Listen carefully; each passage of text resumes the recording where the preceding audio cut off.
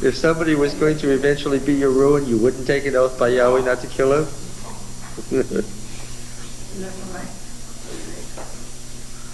Seems to me it sounds completely lost at this point. I can't account for Saul's emotions or his mood swings. You can't account for emotions by logic. He was just an impetuous person. We already know that. He was impetuous, but he also didn't want to accept the fact that he had been rejected either. No, this is probably... That's how it caused him to Yeah, he could, maybe at this moment he's lying to himself that he's not in any danger from David. Even though a moment before he'd been afraid of him. And there was war again. And David went out and fought with the Philistines. Who's not fighting with the Philistines? And made a great slaughter among them, so that they fled before him. So was Saul happy? No, this sets off another one of his moods. Doesn't happen the next minute. Sometime later, a war with the Philistines begins again. David, as Saul's commander, wins. Does this make Saul happy? It sets off another one of his moods. Why? Because it brings forcibly, yes, to his attention, undeniably to his attention, again, what? That David is going to be king and he's going to be dispossessed. And his thinking about this, what? Puts him back in that mood. You remember these moods began after Samuel said, God has rejected you and given the kingdom to a neighbor who's better than you. That's what caused these moods in the first place. They didn't come from nowhere. Well, then an evil spirit from Yahweh came on Saul. First evil spirit from Exactly that. Just that. Saul loved being the most powerful man in the world. He loved it. He only got into bad moods when Samuel hollered at it. But one day Samuel said, the Lord has rejected you from being king and given the kingdom to a neighbor of yours. That was the word of the Lord through Samuel to Saul. That put him in an evil spirit. Every time he brooded on the fact that he lost the kingship and he was doomed, what happened? Well, knowing what kind of person he was, putting him on the throne and then taking the throne away from him, giving it to somebody else, all of this was God's doing, put Saul what? In a bad mood to brood. It was all God's doing, and an evil spirit from the Lord was tormenting him. You have the obvious question, why did God choose him? For an obvious reason. Simplest answer that can be given. It's hanging right out there. Why did God choose Saul as king? Because he was the king what? He was the king that what? The people wanted. He was the king for which they prayed, and what? And God gave them what they asked for. Well, now we might say to God, don't give us what we asked for, give us what we need. And God would do that when what? When they figured out that what they wanted was not what they asked for, but what they needed, right? But that you can only learn by experience. And here's a nasty thing about God. Right? There's a nasty thing about God. He will teach us how? By experience. Oh, what an awful thing. And being an evil spirit from the Lord, that shouldn't surprise us if all spirits are of the Lord. Yes, that's right. Now then, as he sat in his house with his spear in his hand, David playing the lyre. He's in a bad mood. David's still playing. I suppose he didn't have to at this point, but Saul sought to pin David to the wall with his spear.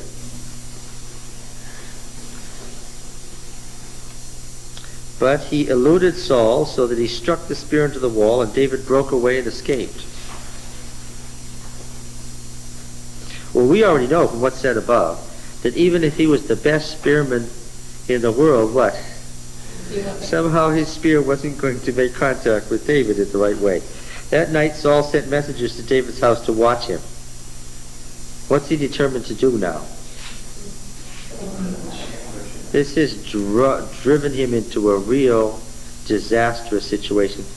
He's going to kill David when? He's figured out what? If he's going to kill David, what? Now. He's got to do it when? Right now. Kill him in the morning. But Michal, David's wife, told him, now what? Now what? He's decided that he's got people watching the house. He's decided he's going to kill him tonight. Stupid man. Stupid man. Who has he let know? Has he got it yet? What? Why would he trust his daughter? Hasn't he figured out by now what? So what does she do? She goes straight home and says to her husband, if you don't save your life tonight, tomorrow you'll be killed. Okay. So Michal let David down through the window. He fled and escaped. Michal took an image and laid it on a bed and put a net of goat's hair at its head, covered it with clothes. And Saul sent messengers to take David. She said he's sick. So they came back and told the king he's sick. He knows right away that that's a lie. So what does he say? Oh, sick. Then go get him and bring him up in the bed so I can kill him. Okay. He's really determined that he's going to do it for sure right now. So, but alas, when they get the bed, what do they find in it? A teraphim, a household image she's got in her hands on, with this goat's hair net. Verse 17, Saul says to Michal in total exasperation, I'm sure, why have you deceived me thus and let my enemy go so that he's escaped? And Michal, nobody seems in the least bit hesitant to lie to Saul. Everybody's perfectly willing to lie to him when it comes to David. He said, let me go, why should I kill you? She lies. Oh, I had to let him go, he was going to kill me. She lies. Saul has this feeling, however, what? About people when they're talking to him. He has this feeling, what? That people are lying to him. Well, what do you think?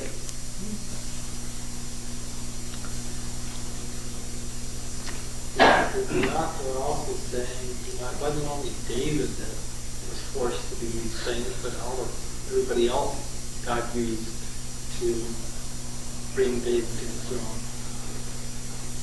If you listen to the author of History of David's Rise, how many people in Saul's family plotted to make David king? Everybody except Saul.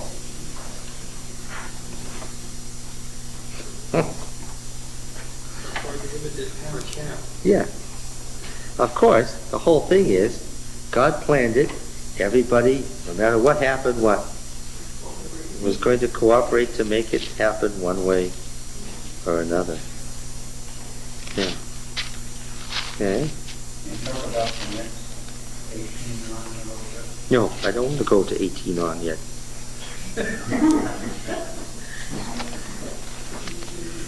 I want you to go back to, this came up this morning. Who was Enoch's father? What? Yeah, which Enoch? Somebody said Jared, the father in chapter 5, but the father in chapter 4 was that on his little card. I felt like he was the vice president with potato misspelled there. He'd been given a bump steer. I want you to read Genesis 4 with me. 4:17. Cain knew his wife. Now this is Cain and Abel, Cain.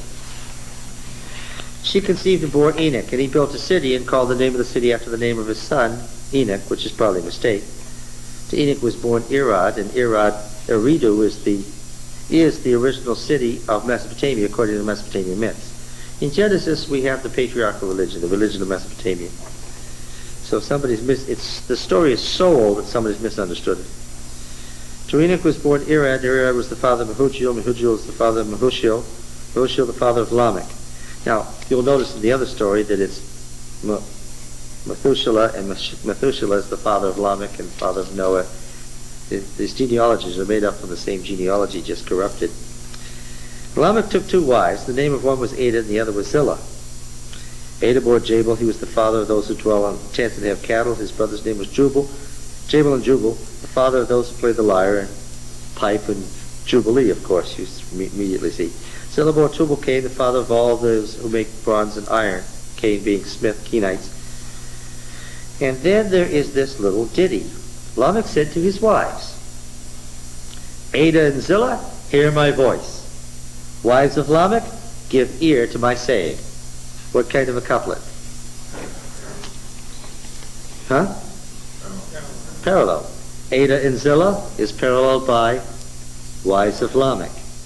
Hear my voice is paralleled by give ear to my saying. Okay? Now all of this is in the context of the story of Cain. Remember, Cain was sent off to the land of Nod where he wandered forever, and then the mark was put on Cain, and he said, I'm going to be killed, I'm going to be killed. And the Lord said, verse 15, verse 15, Yahweh said to Cain, not so. If anyone slays Cain, vengeance shall be taken on him 7-fold. Okay? Remember that? All right. Now, Ada and Zillah, hear my voice. Wives of Lamech, give ear to my saying.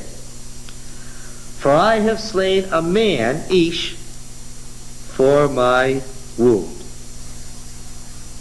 Even a male child for my cut. Roy, come over here.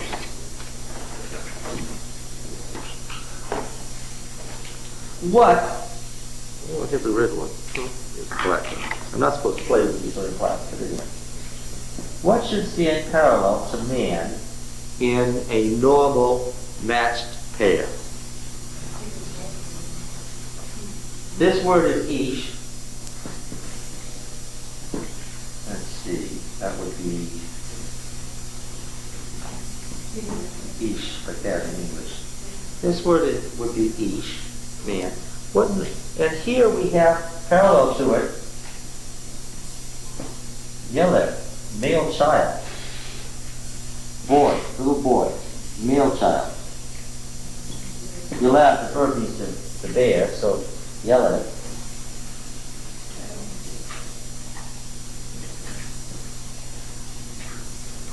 Is this a matched pair? A man, a baby boy? Is that a matched pair? Just tell me. No, it's not. What should normally stand in parallel to each man? Well, let's look at some. I'm not hearing people singing it out, so let's look at some. Numbers 23:19. 23:19, if I've read correctly. Numbers 23 is part of the oracles of Balaam. Does anybody remember that? I hope you do. I'll read in verse 18, 23:18. Rise, Balak, and hear. Hearken to me, O son of Zippor. Balak, son of Zippor, you see? God is not man, Ish, that he should lie, or a son of man that he should repent. Ben Adam. Ben Adam. What is it? Son of man. What's the normal parallel to Ish? Son of man. Ish, man, a husband, an adult male. Ben Adam, a human being. Those are the normal pair. Okay. Isaiah 52:14. Isaiah 52:14. Isaiah 52:14.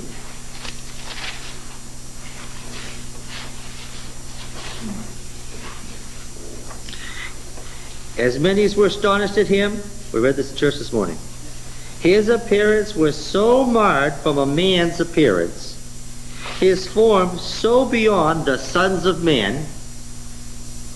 What's parallel? Ish and B'nai Adam. Okay. Yeah, Jeremiah 49:18. Jeremiah 49:18. Next one over. Jeremiah 49:18. 18.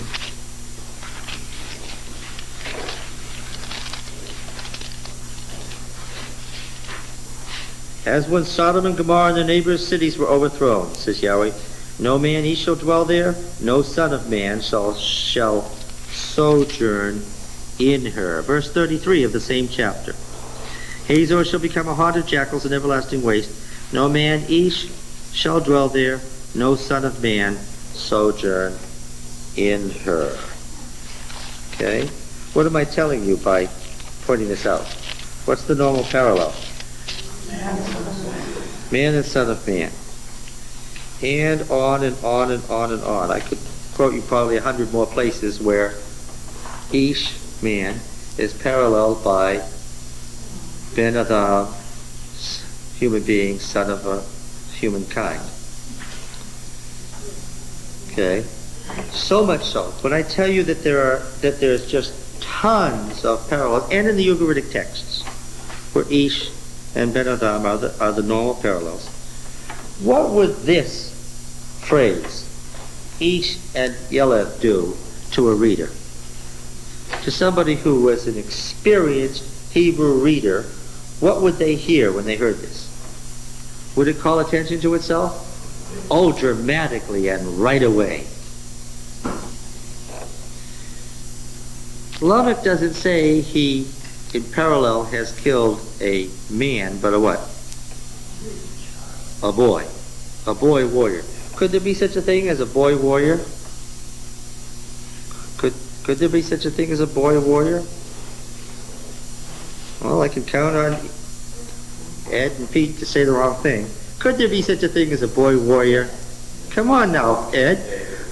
David was what? Well, I thought that when he became a warrior, he became automatically a man, even if he was 5 years old. What happened to the son of Gideon? What did Gideon tell him to do? What did Gideon tell him to do in Judges? Like the book of Judges went away. Yes. David certainly is one answer. Do you remember what happened here?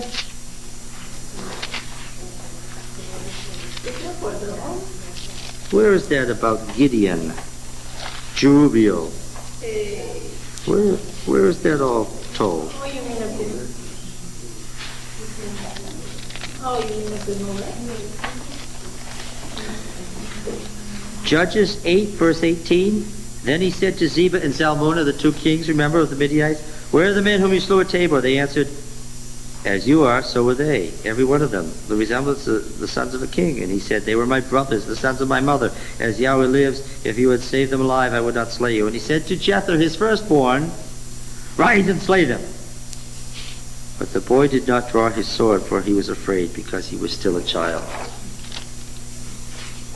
Yes, but a child who has been trained by his father for what? For war. For war. But he's still so young that what? He's afraid to do it. Yeah. When did people normally enter their warriorship? What did we notice that David didn't have yet? A wife.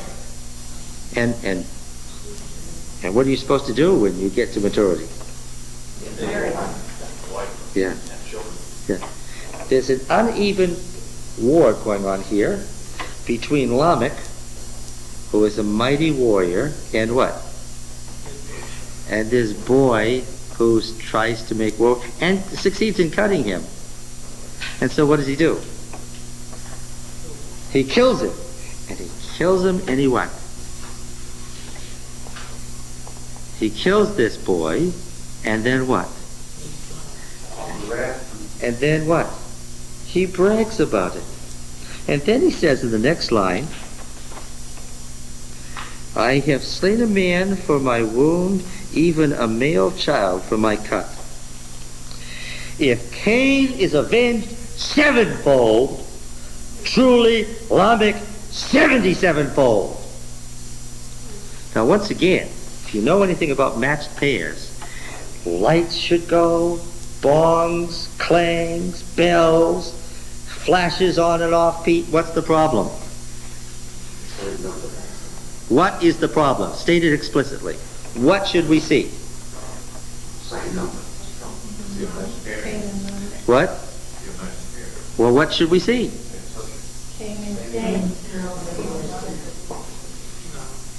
What should we see? Of course, Cain and Lamech are being compared. They're the same line. He's the equivalent of Cain, but he's greater. What should we see?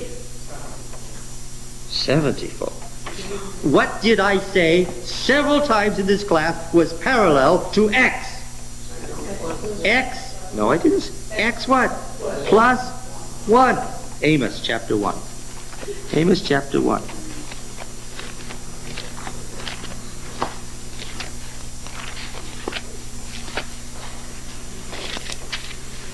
Verse 3. Thus says Yahweh, for 3 transgressions of Damascus and for 4, I will not revoke the punishment. Verse 6. For thus says Yahweh, for 3 transgressions of Gaza and for 4, I will not revoke the punishment. Verse 9, 3 and 4. Verse 11, 3 and 4. 13, 3 and 4. 2, 1, 3 and 4. 2, 4, 3 and 4. 2, 6, 3 and 4. And do you get the point? Yes. Yes, okay. What are some other examples? Psalm 62. Psalm 62. Let's read 62, let's say 62:11. What do we have here? Once God has spoken. What's next? Twice I have heard. Job 33:14. Job 33:14. Job is right in front of Psalms. Job 33 and verse 14. For God speaks in one way and in two, though man does not perceive it. At the end, what does Job say about himself? Job 40, verse 5. I have spoken once, and I will not answer.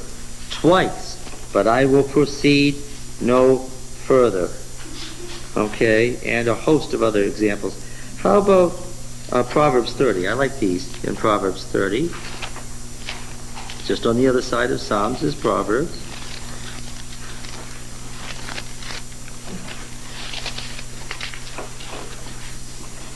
Proverbs 30, verse 15.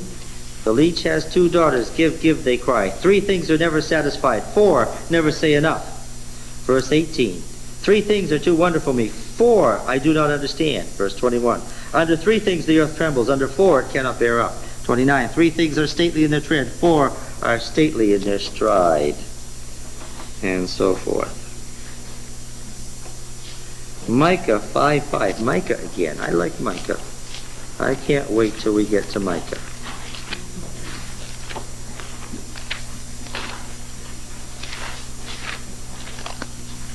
Micah, Joel, Amos, Obadiah, Jonah, Micah. 5:5. What does it say there?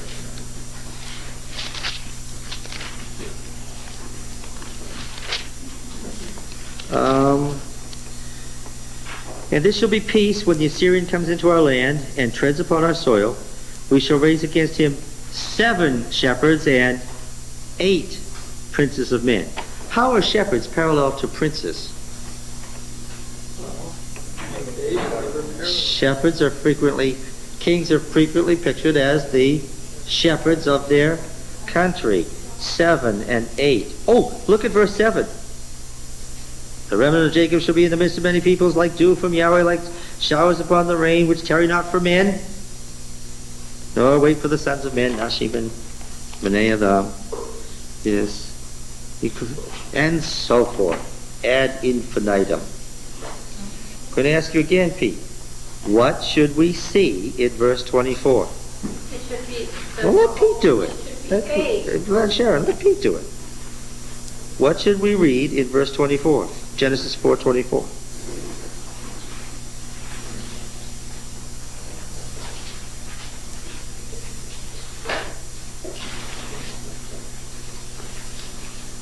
Ed, you want to try? What? Yes, but I'm not. The whole point of this last 20 minutes has been numbers, not names. What should we read? Should be be 8. But Of course it should be 8. Don't say but. Stop right there. Now, if you are a Hebrew reader, and you are reading this, and you've already noticed the Ish Yeled odd comparison, that Lamech is proud of killing an unprepared, unmasked, unequal, then what kind of an impression do you get when you read verse 24? If Cain is avenged sevenfold, truly Lamech 77-fold. What kind of a picture does that give you of this man? Huh? Very arrogant. Arrogant. Well, that's not a word I would use, huh? Very bad evil. Bad evil? You think of more precise terms? vicious, brutal, unrepentant. Vicious, brutal, cruel. What kind of a man is he? Ungodly. 77-fold. When you read that ditty and you came to that line, what would be your reaction? What should it be? It should be shocked that anybody would say such a thing. It should read what? 8. And instead it reads 77. Matthew 18.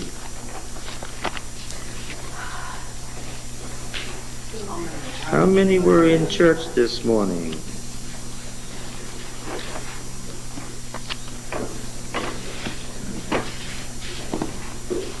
Matthew 18 in verse 21.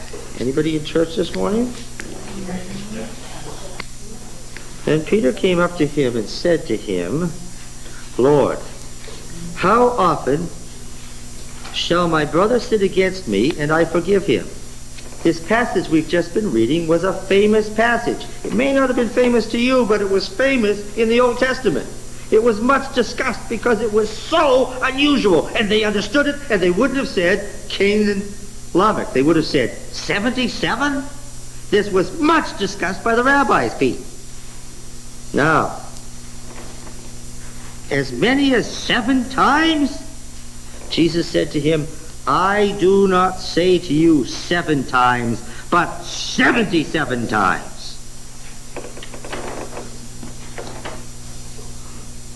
They recognized it immediately for what it was.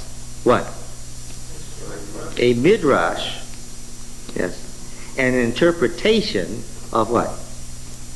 Genesis 4:24, Lamech's song of vengeance. This much discussed passage on how much vengeance you can take on another person. Which Jesus turns into what? How much forgiveness you can show to another person. That's the background to this text. It was read this morning. The numbers have great meaning. Okay. Are we near the end of our tape? You're supposed to go 3, 2, 1. Just about. No, Don lies to me. He tells me he lies. He says 3 minutes when there's like 5 minutes, you know. Okay. So you get the point of this passage. Knowing how the number parallelism progresses. What is the role? X and X plus 1. Yeah. So that the Song of Lamech became a famous passage in the Old Testament about why does it read like that? What could be the meaning of that? And what does that allow us to do or not allow us to do? Okay? All right. We'll go on to find out what happened next.